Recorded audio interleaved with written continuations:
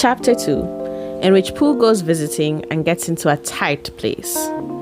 Edward Bear, known to his friends as Winnie-the-Pooh, or Pooh for short, was walking through the forest one day, humming proudly to himself.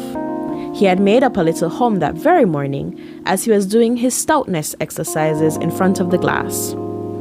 Cha-la-la-la-la, cha-la-la-la-la, as he stretched up as high as he could go.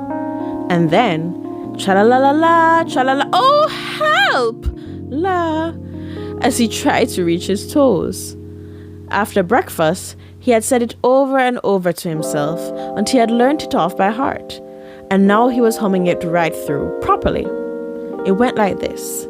Cha-la-la-la-la, cha-la-la-la-la, cha-la-la-la-la, cha-la-la-la-la, rum-tum, tiddle-lum-tum, tiddle-iddle, tiddle-iddle, tiddle-iddle, tiddle-iddle, rum-tum-tum, tiddle-lum. Well, he was humming this hum to himself and walking along gaily, wondering what everybody else was doing and what it felt like being somebody else, when suddenly he came to a sandy bank, and in the bank was a large hole.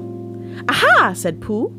Rum-tum, tiddle-lum-tum. If I know anything about anything, that hole means rabbit, he said. And rabbit means company, he said.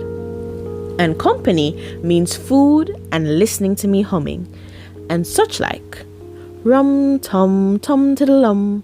So he bent down, put his head into the hole, and called out, "Is anybody at home?" There was a sudden scuffling noise from inside the hole, and then silence. "What I said was, is anybody at home?" called out Pooh very loudly. "No," said a voice, and then added, "You didn't shout so loud. I heard you quite well the first time." "Bother," said Pooh. "Isn't there anybody here at all?" "Nobody!" Winnie-the-Pooh took his head out of the hole and thought for a little. And he thought to himself, there must be somebody there, because somebody must have said nobody. So he put his head back in the hole and said, "Hello, Rabbit, isn't that you?" "No," said Rabbit in a different sort of voice this time. "But isn't that Rabbit's voice?" "I don't think so," said Rabbit. "It isn't meant to be." "Oh," said Pooh. He took his head out of the hole and had another think, and then he put it back and said, "Well, could you very kindly tell me where Rabbit is?" "He has gone to see his friend Pooh Bear, who is a great friend of his." "But this is me," said Bear, very much surprised. "What sort of me?" "Pooh Bear." "Are you sure?" said Rabbit, still more surprised. "Oh, quite sure," said Pooh. "Oh, well then come in." So Pooh pushed and pushed and pushed his way through the hole, and at last he got in. "You were quite right," said Rabbit, looking at him all over. "It is you. Glad to see you." "Who did you think I was?" "Well, I wasn't sure. You know how it is in the forest. One can't have anybody coming into one's house. One has to be very careful." "What about a mouthful of something?" Pooh always liked a little something at 11 o'clock in the morning, and he was very glad to see Rabbit getting out the plates and mugs. And when Rabbit said, "Honey or condensed milk with your bread?" he was so excited that he said both. And then, so as not to seem greedy, he added, "But don't bother about the bread, please." And for a long time after that, he said nothing, until, at last, humming to himself in a rather sticky voice, he got up, shook Rabbit lovingly by the paw, and said that he must be getting on. "Must you?" said Rabbit politely. "Well," said Pooh, "I could stay a little longer, if you..." And he tried very hard to look in the direction of the larder. "As a matter of fact," said Rabbit, "I was going on myself directly." "Oh, well then, I'll be going on. Goodbye." "Well, goodbye if you're sure you won't have any more." "Is there any more?" said Pooh quickly. Rabbit took the covers off the dishes and said, "No, there wasn't." "I thought not," said Pooh, nodding to himself. Well, goodbye. I must be going on. So he started to climb out of the hole.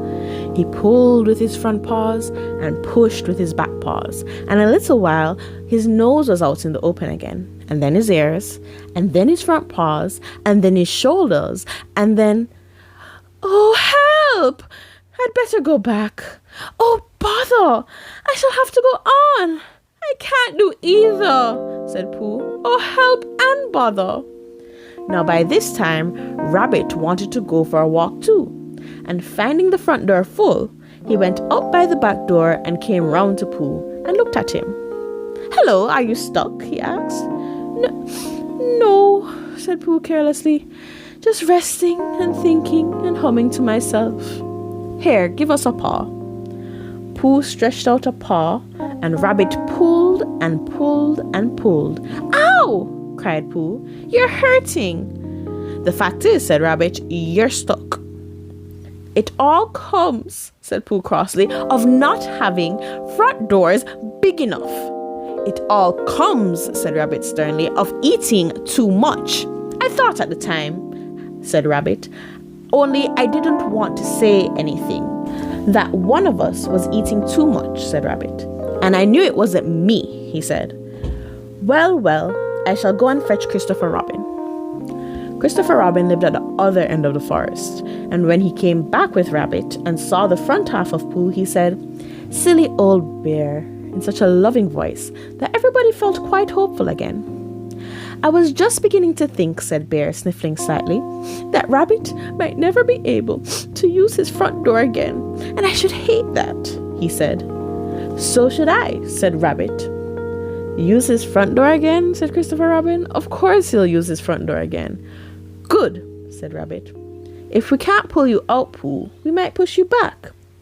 Rabbit scratched his whiskers thoughtfully and pointed out that when once Pooh was pushed back, he was back. And of course nobody was more glad to see Pooh than he was. Still, there it was. Some lived in trees and some lived underground and... You mean I would never get out? Said Pooh. I mean, said Rabbit, that having got so far, it seems a pity to waste it. Christopher Robin nodded. Then there's only one thing to be done, he said. We shall have to wait for you to get thin again. How long does getting thin take? Asked Pooh anxiously. About a week, I should think. But I can't stay here for a week. You can stay here, all right, silly old bear. It's getting you out which is so difficult. We'll read to you, said Rabbit cheerfully. And I hope it won't snow, he added. And I say, old fellow, you're taking up a good deal of room in my home. Do you mind if I use your back legs as a towel horse? Because, there they are, doing nothing. And it would be very convenient just to hang the towels on them. A week? Said Pooh gloomily. What about meals? I'm afraid no meals, said Christopher Robin, because of getting thin quicker. But we will read to you. Bear began to sigh, and then found he couldn't, because he was so tightly stuck, and a tear rolled down his eye as he said, Then would you read a sustaining book, such as would help and comfort a wedged bear in great tightness? So for a week, Christopher Robin read that sort of book at the north end of Pooh, and Rabbit hung his washing on the south end. And in between, Bear felt himself getting slenderer and slenderer. And at the end of the week, Christopher Robin said, Now! So he took hold of Pooh's front paws, and Rabbit took hold of Christopher Robin, and all of Rabbit's friends and relations took hold of Rabbit. And they all pulled together. And for a long time, Pooh only said, Ow! And ooh! And then, all of a sudden, he said, Pop! Just as if a cork were coming out of a bottle. And Christopher Robin and Rabbit and all of Rabbit's friends and relations went head over heels backwards.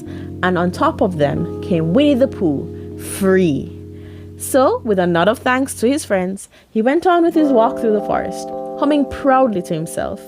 But Christopher Robin looked after him lovingly and said to himself, Silly old bear.